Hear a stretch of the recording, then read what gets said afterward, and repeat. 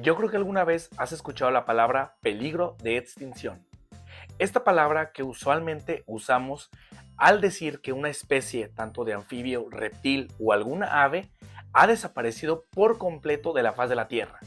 El día de hoy platicaremos 5 árboles que posiblemente tú conoces y no sabías que estaban catalogados en estas normas que estipulan cuando están en riesgo de desaparecer.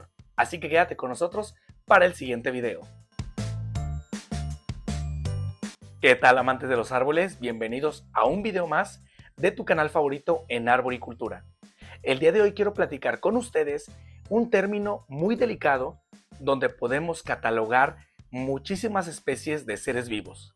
En este caso hablaremos de árboles. Para tener la referencia, en México existe una norma muy famosa denominada Norma 059 de Semarnat del año 2010.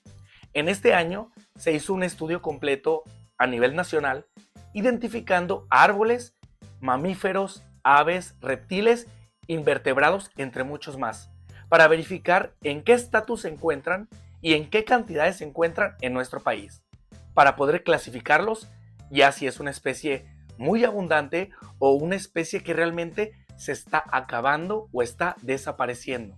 En esta norma se clasifican en 4 categorías. Primero, que la especie ya está extinta, que ya no se encontró ningún ejemplar a lo largo y ancho de nuestro país. La segunda se llama peligro de extinción. Ahora sí, en este punto tenemos especies que por las cantidades que existen a lo largo de México ya se considera en peligro de desaparecer. La tercera categoría se denomina como amenazadas, ya que esta estipula que puede ser transmitida o puede pasar a peligro de extinción de un día para otro. Y por último, sujetos a protección especial, es la última categoría, que a lo mejor aquí tenemos algunas especies que todavía se encuentran distribuidas a lo largo de México, pero en cantidades que ya son a lo mejor puntualmente focos rojos y comenzar a protegerlas y conservarlas. La primera especie de la que te voy a platicar, muchos de ustedes la conocen como guayacán, algunos la conocen como lapacho amarillo en Sudamérica o algunos como tabebuya. Su nombre científico de esta especie que está catalogada en la norma 059 es la famosa Tabebuya crisanta. Para que no confundamos especies, los árboles o cualquier especie de vegetación se puede decir así, tiene 2 nombres, el nombre y el apellido. En este caso, Tabebuya es el género y crisanta es la especie, porque en ocasiones podemos confundirla con otro tipo de tabebuyas que también dan floraciones de color amarillo, pero hay que revisar puntualmente los nombres científicos. Esta especie es la que está catalogada como amenazada aquí en México. Me imagino que a lo largo de Sudamérica también se encuentra de forma nativa, pero lo que tenemos que hacer es proteger y conservar, poder reforestar para poder propagarla de mejor forma. Este árbol normalmente se encuentra en las partes costeras de todo México, sobre todo en la parte sur, desde lo que viene siendo Nayarit hasta Chiapas, totalmente se encuentra y puede crecer normalmente entre los 8 y los 12 metros de altura. En grosor de tronco puede oscilar entre los 50 y los 80 centímetros de diámetro. Además, como mencioné, tiene esta bella floración color amarilla, que normalmente se da entre los meses de diciembre a marzo, casi en la mayoría de los estados de la República. Entonces, si tú la conoces y sabes puntualmente identificar esta especie, te recomiendo que la protejas, puedas tratar de reforestar en tus ciudades y de preferencia donde sean sus condiciones ideales ambientales. Porque a lo mejor se da en la parte playera y alguien la quiere traer a la parte de Querétaro o a la parte de Zacatecas, a la parte de Ciudad de México, y este tipo de cambios en ocasiones no son los mejores.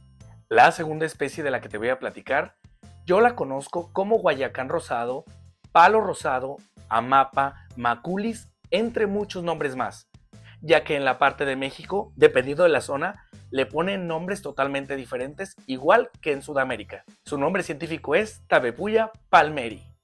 Este ejemplar es demasiado idéntico a otra que tenemos nativa, que se llama Tabebuya rosea.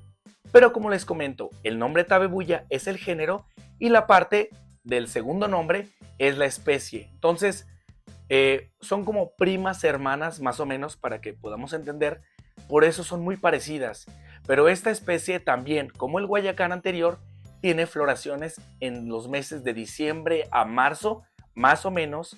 Puede tener crecimientos entre los 8, los 10 o los 12 metros de altura. También se da mucho en la parte costera, ya que le gusta un calor húmedo, playerito, con brisa, con humedad.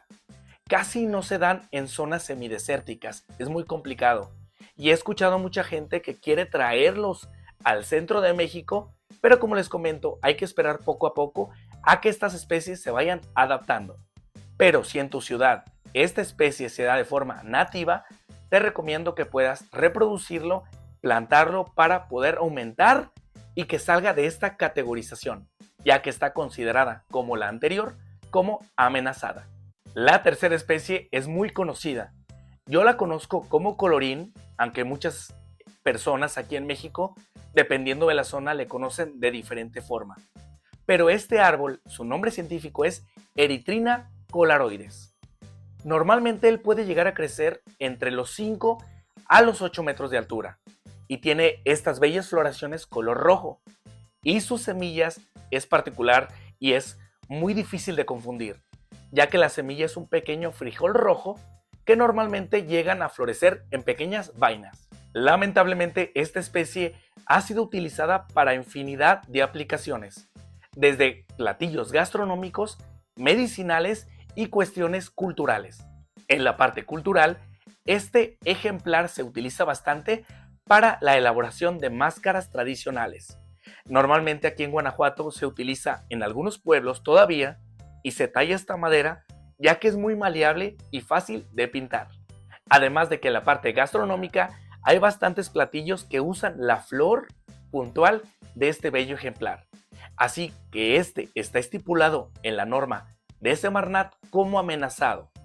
Así que es importante poder reproducirlo, ya que este árbol se da fácilmente cuando cortas una rama que se le llama por esqueje o por estaca. Es muy fácil cortar directamente la rama, colocas un poco de enraizador y lo colocas al suelo y este árbol prende o florece o se adapta de forma muy sencilla. La cuarta especie de la que quiero platicar, yo la conozco aquí como cedro blanco. Normalmente aquí en México tenemos muchas variedades de cedros, pero en particular la especie que se marca como amenazada y protección especial es el famoso Cupressus lusitanica. Este ejemplar normalmente aquí en la parte del centro del país puede llegar a crecer entre los 8 y los 18 metros de altura, es muy alto. Además que es perenne y conserva la hoja todo el año.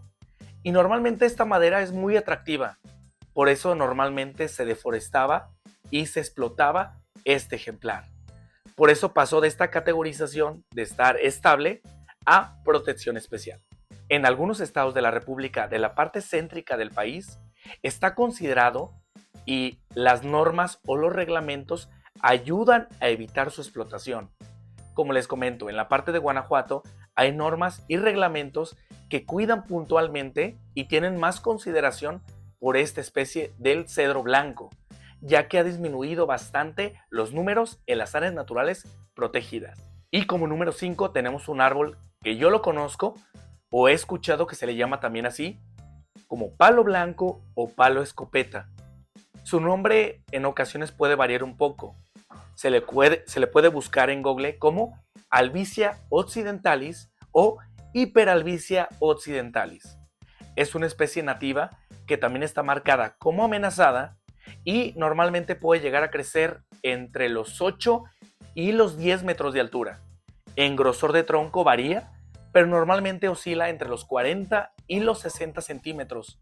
Emite unas pequeñas flores de color blanca, pequeñas, y unas vainas largas, donde contiene las semillas de la genética de este ejemplar. Aquí en Guanajuato, y yo trato de promover bastante esta especie, ya que desde hace varios años he escuchado que ella está categorizada, o catalogada en esta triste norma. Entonces, si tienes la oportunidad de ir al cerro, a un área natural protegida, o en tu rancho o en tu comunidad encuentras especies de este tipo de forma nativa, te recomiendo que recolectes su semilla y puedas comenzar a fomentar la ideología de reforestar con árboles nativos. porque si pasa de esta línea a otra categorización, como en peligro de extinción, es muy difícil recuperar los ejemplares. Ya cuando llegan a peligro de extinción es difícil manejarlos. Y he escuchado algunos testimonios de algunos compañeros arboristas de la otra parte del mundo que me encontré hace poco y comentaban que ellos tenían una especie en África que literalmente la planta que tenían ahí o la semilla era la última de su especie. Y es muy triste porque a lo mejor lo vemos muy normalmente en mamíferos, reptiles, aves, entre muchos más. Pero en árboles a lo mejor lo consideramos o lo minimizamos, ya que tenemos más de 50,000 especies en el mundo.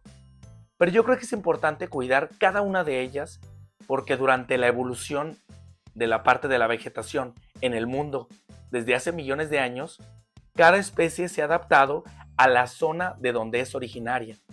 Entonces, para mí es importante poder enseñar a los niños a proteger reforestaciones, gobiernos municipales, estatales, federales, a que realmente puedan germinar este tipo de especies y sobre todo regalar plantitas o plántulas de estos árboles. Mandamos muchos saludos a las personas que ven nuestros videos desde Sudamérica. Puntualmente me han llegado bastantes comentarios de El Salvador, de Argentina, de Panamá, parte de nuestro país, y les mando un fuerte abrazo a la distancia. Espero que este video te haya ayudado bastante a identificar estas especies que posteriormente estaré subiendo una segunda parte, ya que tenemos entre 100 y 200 especies de árboles que están catalogados en esta norma. Pero quise sacar primero las más conocidas y las que tú tal vez has visto en tus granjas, en tus parques, en los camellones, en los cerros. Entonces te recomiendo cuidarlas y promover este tipo de videos. Así que suscríbete aquí al canal porque estaremos subiendo más contenido de arboricultura.